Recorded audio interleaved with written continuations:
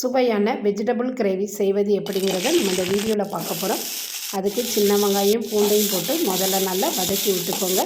அன்னாச்சி பூ, 1 ஸ்பூன் மிளகு, 1 ஸ்பூன் ஜீரகம், 3 கிராம்பு, 2 ஏலக்காய், இஞ்சி, அரை முறி தேங்காய் எல்லாத்தையும் போட்டு நல்லா வதக்கி விட்டுக்கிடுவோம். இது நல்லா வதங்கினதுக்கப்புறமா பட்டை அதையும் போட்டு இது கூட நல்லா வதக்கி இதை ஆற வச்சு மிக்சியில் நல்லா பேஸ்ட்டாக அரைச்சி எடுத்துக்கிடலாம்.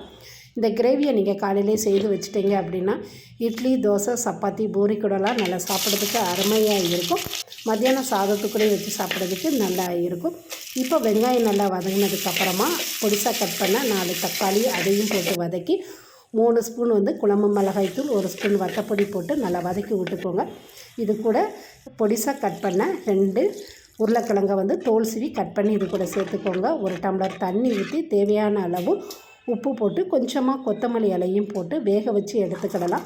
இப்போ இது கூட உப்பு போட்டு வேக வச்ச பட்டாணி, 5 நிமிஷம் வெந்நில வேக வச்ச காலிஃப்ளவர், அரைச்ச மசாலா, தேவையான அளவு தண்ணி ஊற்றி ஒரு 10 நிமிஷம் நல்லா இந்த கிரேவியை கொதிக்க வச்சு எடுத்துக்கோங்க.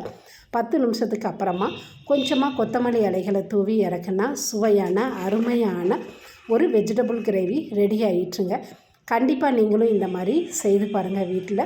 இந்த வீடியோ பிடிச்சிருந்துச்சி அப்படின்னா லைக் பண்ணுங்கள், ஷேர் பண்ணுங்கள்.